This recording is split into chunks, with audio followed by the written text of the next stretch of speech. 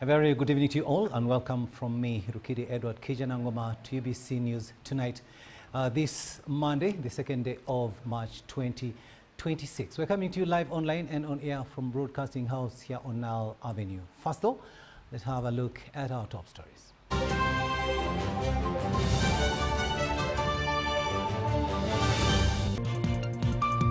Stories tonight, Uganda Civil Aviation Authority suspends all flights from Entebbe to the Middle East. Police names 8 suspects connected to 63 million shillings theft. International leaders call for restraint as crisis deepens in the Middle East. And in sports, National Council of Sports General Secretary Dr. Ogwell flags off Uganda's Victoria Up golfers.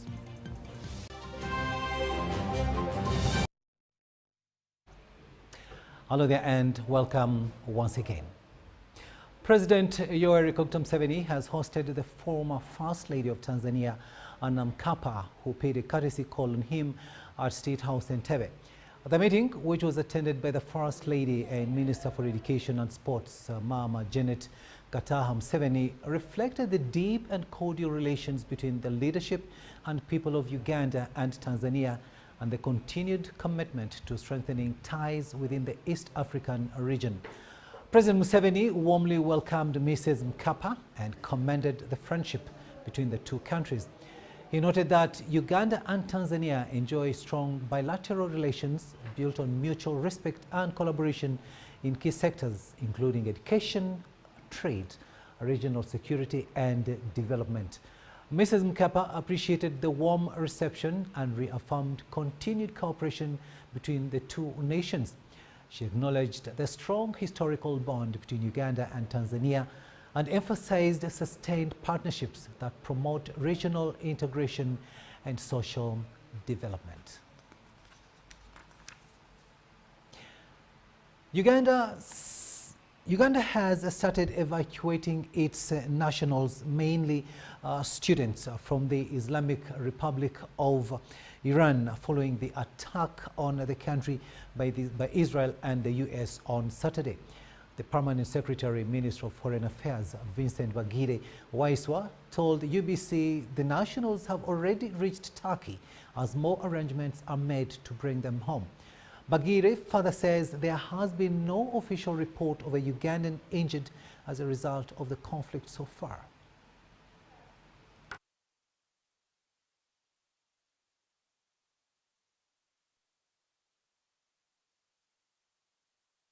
As you know, there is a conflict in the Middle East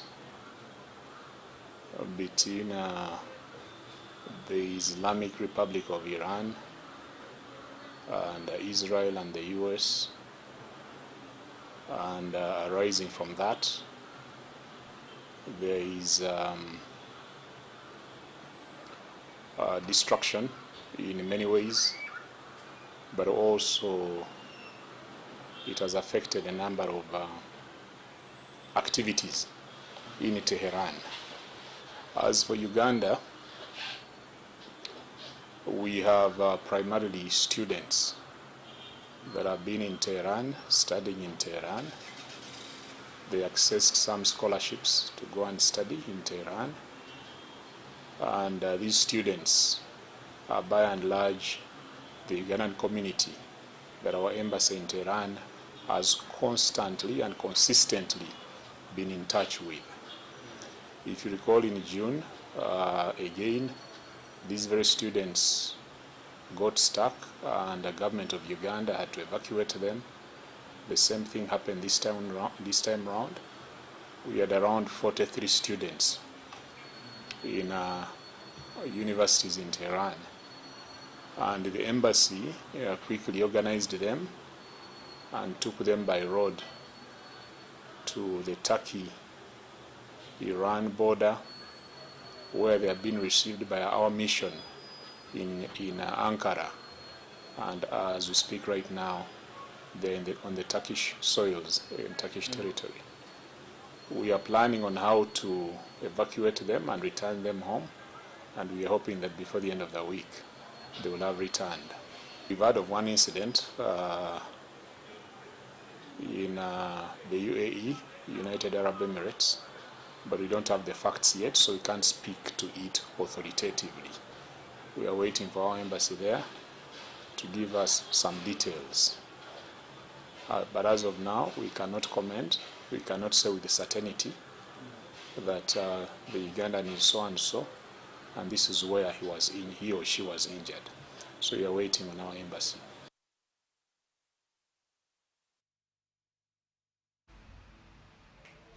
The PS Foreign Affairs Ministry, Bagida Waiswa, ending that story there, and of course clarifying on the state of Ugandans who are in Iran.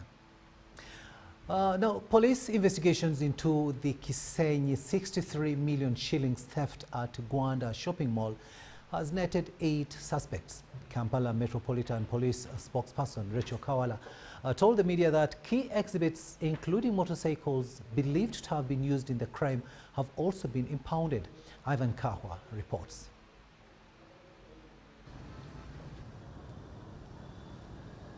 Police have arrested more suspects in connection with the Kisenyi money theft, where 63 million was robbed at Gwanda shopping mall. 8 suspects are in police custody to aid ongoing investigations. The incident happened on 20th February when a group of thugs armed with machetes attacked unsuspecting individuals dealing in agency banking, money transfers and mobile money services.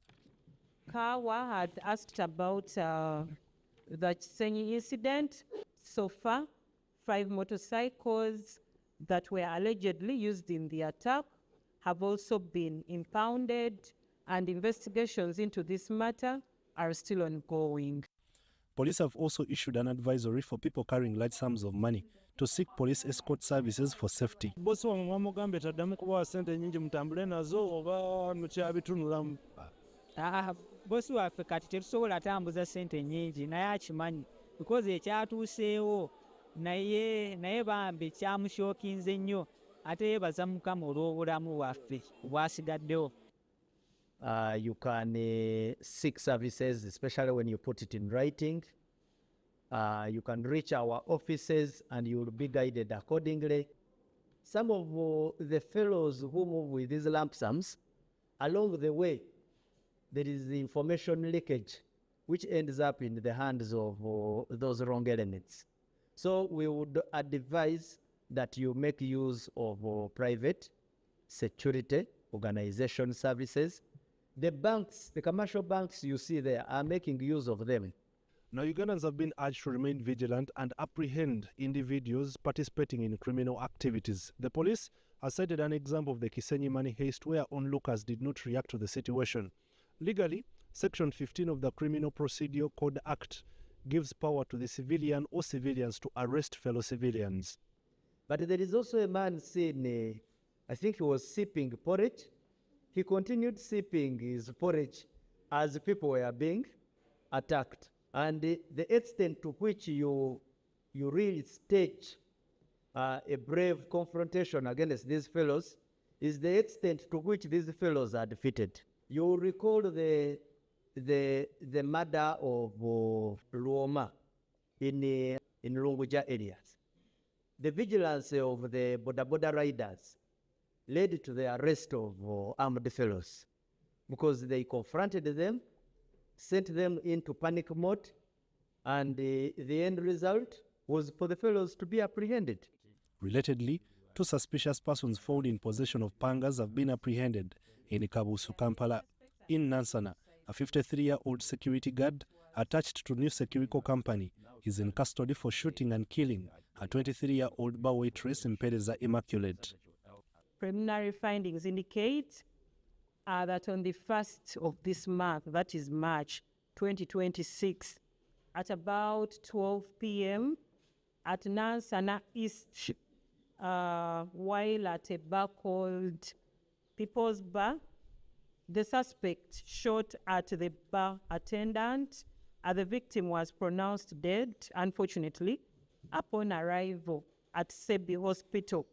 Investigations are ongoing to establish the motive of the security guard.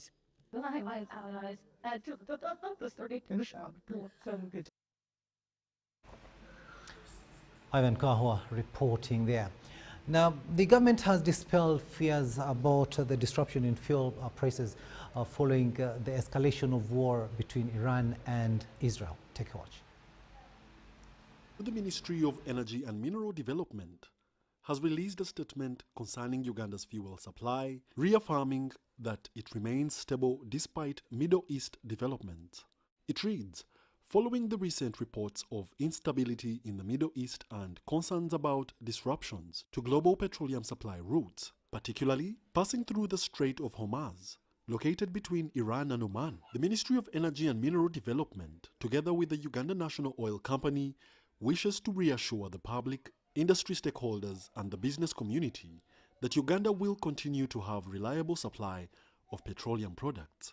UNOC and its supply partner, Vital, are keenly following the events as they unfold and wish to reassure the public that all appropriate measures are being taken to ensure uninterrupted supply of petroleum products in the country. We further reassure the public that our supply partner does not rely entirely on supplies from the single region, and as such will continue working with alternative supply sources and routes for cargoes initially planned to come from the affected regions to ensure that deliveries to Uganda continue without disruption.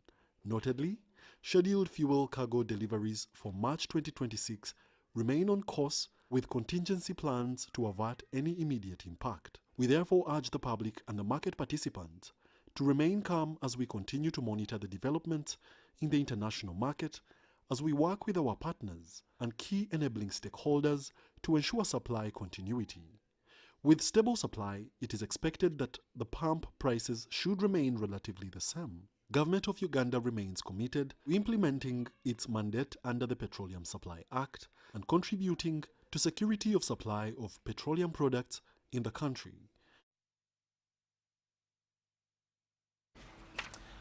The Minister of Trade, Industry and Cooperatives has been faulted for implementing procurements outside the electronic government procurement system for items worth 5 billion shillings.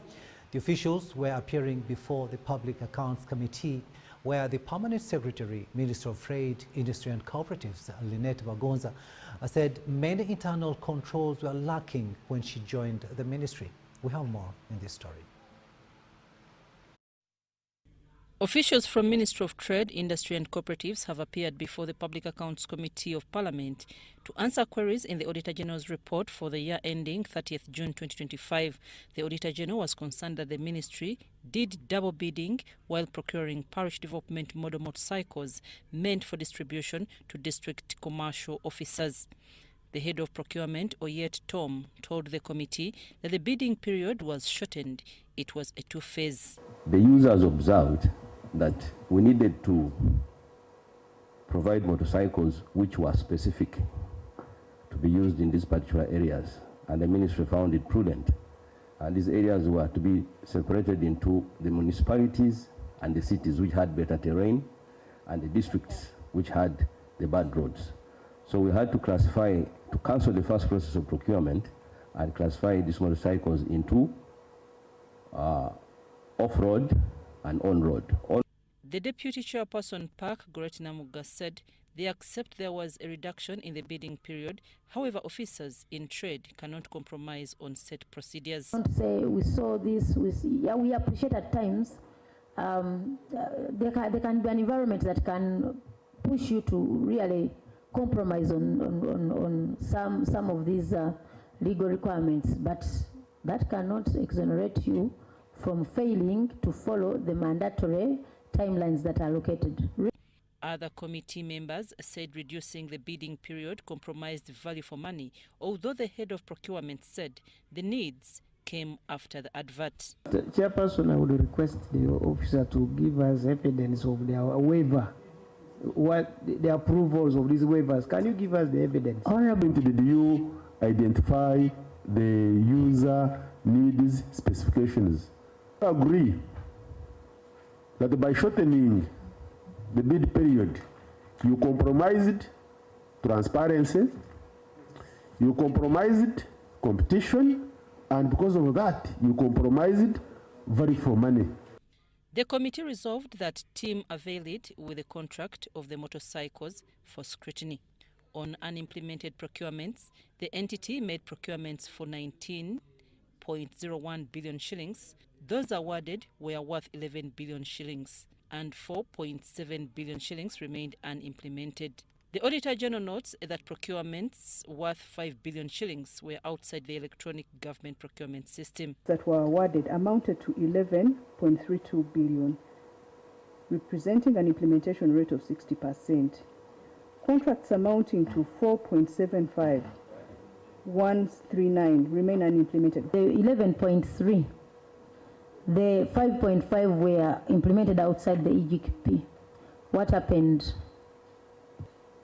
2024, October 2024, many internal controls were lacking, and currently we are now having framework contracts so that most of the procurements are handled through framework contracts by issuing call-off orders. The committee started with the Ministry of Public Service led by the Permanent Secretary, Catherine Bitarakwate, who declined to respond to a question on public servants involved in election processes. There you give, we will still raise the same issues.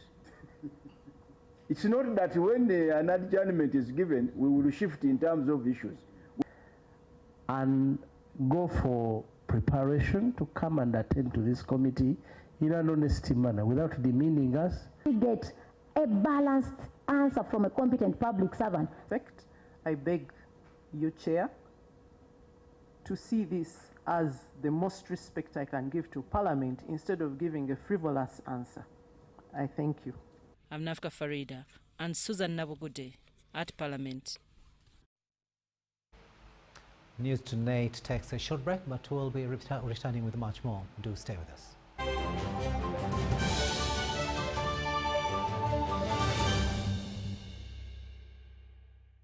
So, Muchara. Yes, Daddy.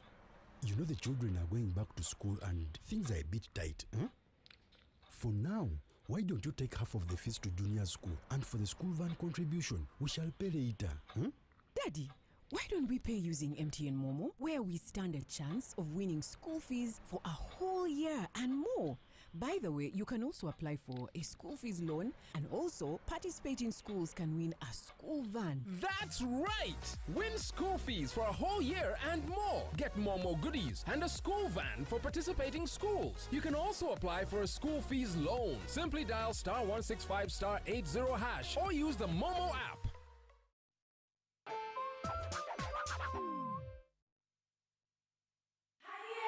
It's back, bigger and with more business opportunities. It's the Pearl of Africa Tourism Expo, Poate 2026, Uganda's flagship tourism event. Poate 2026 will take place from the 21st to the 23rd of May 2026 at the Speak Resort Convention Center, Munyonyo, under the theme Wanderlust. It's your time to thrive. Yes, it's your time to tap into Uganda's renewed optimism and tourism growth. Tourism stakeholders, travel trade partners, and tourism enthusiasts will be part of the Poate 2026. Come and network with like-minded people and unlock new business opportunities. To participate, register at www.poate.co.ug. Poate 2026 is brought to you by Uganda Tourism Board and partners. Alright, listen up. Colgate is on a mission. It's kind of a big thing. Colgate Herbal uses traditional nature's herbs and combines it with Colgate Science for healthy gums and strong teeth. New Colgate Herbal with Salt combines traditional nature's herbs with a pinch of salt and Colgate Science. A natural recipe for strong teeth and healthy gums.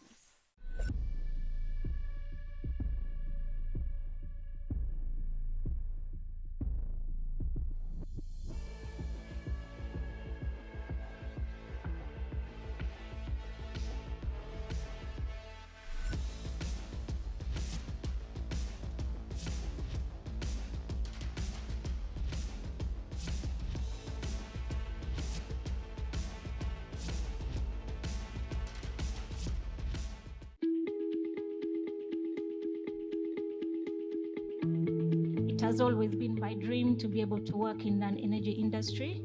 I learned about this Tilenga program from a friend because ever since my childhood, I'd had a dream to be able to serve my country.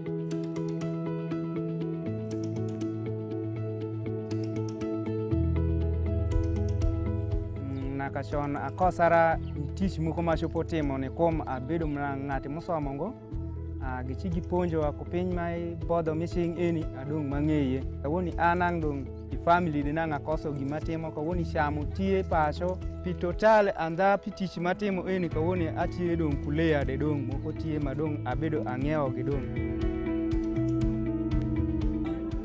agama warmira gamun mangranya tsende mo kaja mero nya kabera bere pachutek ega mebine ya biranya tigaraj moko kai achako temi kawona benwang nya tsende mo konya swa kume giketo kawon kwodo ko masho shon ko bedo tek dengan sama kwodo ko masho giketo wanena loka palembele mkawondo.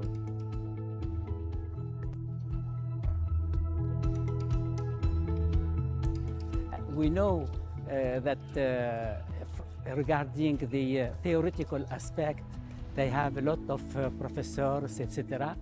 But what in TPA we are sharing is mainly our experience in the oil and gas industry. The knowledge acquired will help me because it's connecting to the geophysics, the course I'm currently taking. I feel like this information is so essential for me because if I go into the field, I feel like I need to first know, go there, take some data here and there, then I come back for the processing.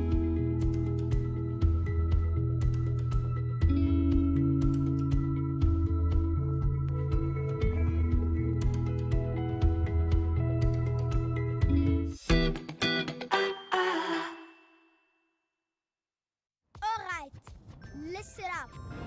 Colgate is on a mission. It's kind of a big thing.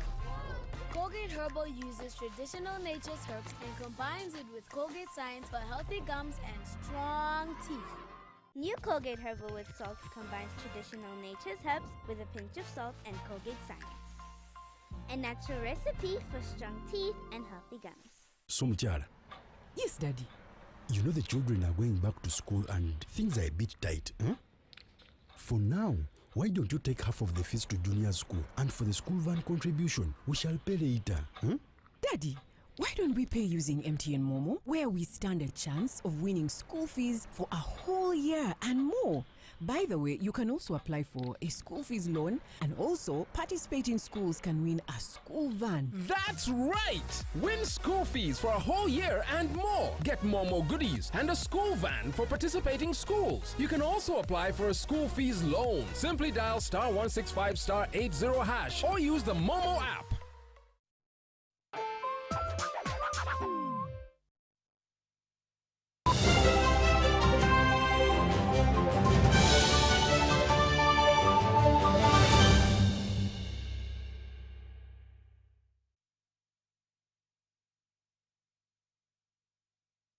Further afield, we go to the Middle East, where fighting between Israel and Iran has intensified. Ni onyesho la nguvu kabla ya uwezekano wa shambulizi la Marekani. Hii ni njia muhimu ya usafiri. We apologize for that mix-up of the voices there and the sound.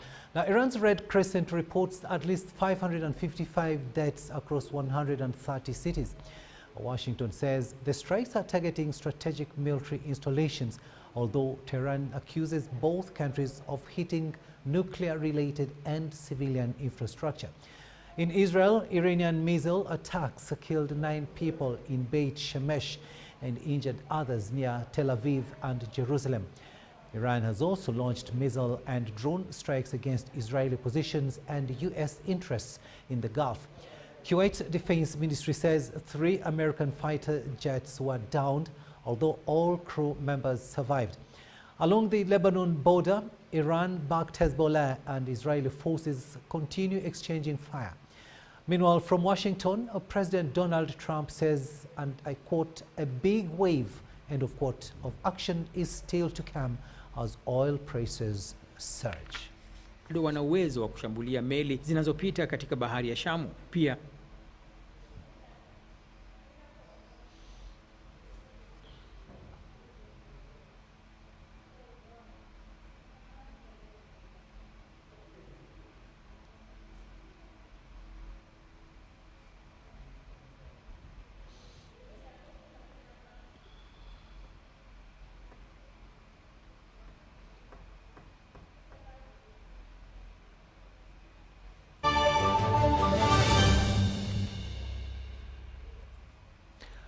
Sports news now, and the National Council of Sports General Secretary Dr. Bernard Patrick Ogwell has flagged off Uganda's team to the Victoria Cup that gets underway tomorrow with a practice round at the Lush Entebbe club. We have more in this story.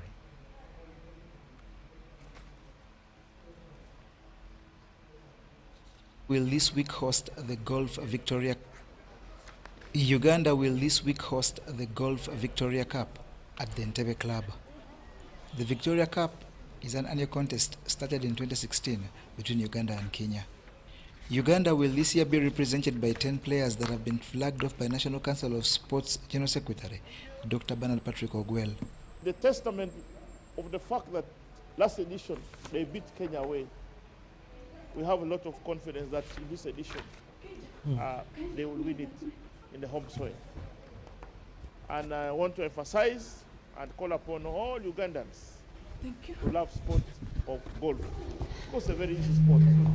I know out of a challenge of the competition equipment that always comes whenever people want to participate in the sport. But we want to say as a government, we have a strategy to work with the Uganda Golf Union to see this particular area addressed. Dr. Ogwell lauded Uganda Golf Union, which receives 5 billion shillings from government for their good governance, and promised full support. We have planned to support the infrastructural growth of the sport in various parts of the country. And like you have already heard, there's a clear plan for Kilembe Golf Course to be improved and other golf courses in the countryside. Starting with the Kitante, the next financial year, we want to roll it over to the rest. Estimate of about 5 billion that we have forwarded to Parliament with a view that once they approve it, we will be able to refurbish. And the strategy is that it will upgrade the status to a level that can enable government and Uganda Golf Union host international golf tournaments, which is our very desired ambition. The team will be captained by John Musimenta under head coach Flavia Namakula, with guidance from team manager Paul Habyarimana. Others on the team are Joseph Riganakena, Anthony Otokei, Joseph Kasozi, Godfrey Kambale, Andrew Sekibeja, Elton Thembo, Abdu Kaketo, Peter Mayende, and Emon Bwambale.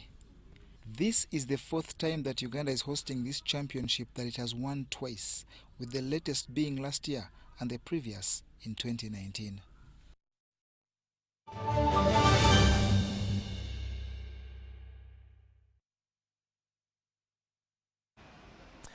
And that story brings us to the end of this first edition of News Tonight here on UBC TV this Monday, the 2nd day of March 2026. Thank you so much for having kept us company. I am Rukidi Edward Kiija Nangoma, wishing you a blessed night. But up next here on UBC TV is The Front Bench with Jethro Kaseji, who is on standby in the studio.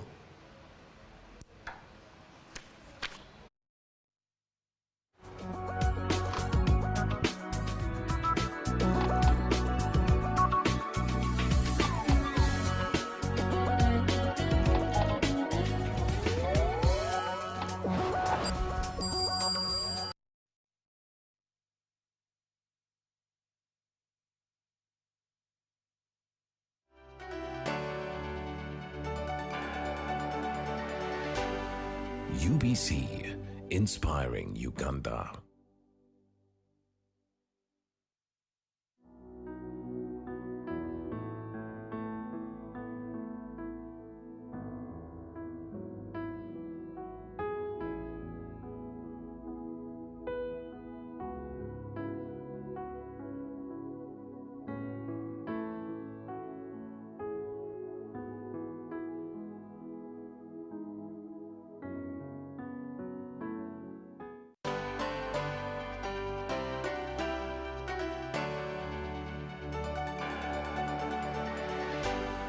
UBC, inspiring Uganda.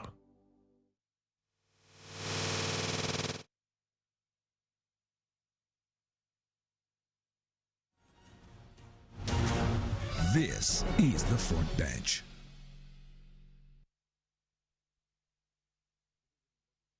And welcome to the front bench. My name is Jethro Kasaiji. We are back again. We are going to be looking at the Sustainable Development Goals. This is something that is under the mandate of the Office of the Prime Minister. I do understand we do have about 17 Sustainable Development Goals. You can as well call them global goals that we must achieve for those who are member states when it comes to the United Nations. I do understand Uganda has achieved some of those, but also you realize that there are those also that have stagnated, but we shall be understanding from the Office of the Prime Minister what has been done and what needs to be done to achieve this goal come 2030. Ugandans do call for a number of initiatives when it comes to ending poverty, having a good quality education, having gender equality, and very many other goals that must be achieved. But of course, not forgetting that Uganda has also moved above 50% to achieving these goals. My guest tonight, I do have the Right Honorable Minister for General Duties in the Office of the Prime Minister, Honorable Justin Kasule Lumumba. Welcome on the front bench, and thank you so much for sparing time. Right Honorable. Thank you. Good evening, viewers. Happy New Year to everybody. Thank you. I also do have the head of the Secretariat Sustainable Development Goals under the Office of the Prime Minister, Dr. Albert Biamugisha. You're most welcome, Doctor. Thank you very much. Good evening, viewers.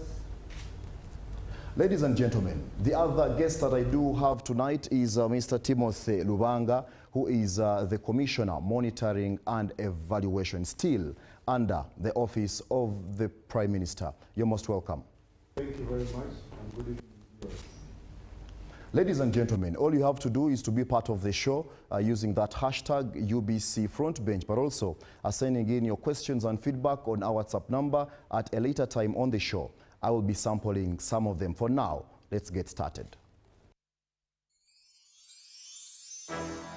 Oh, Uganda, may God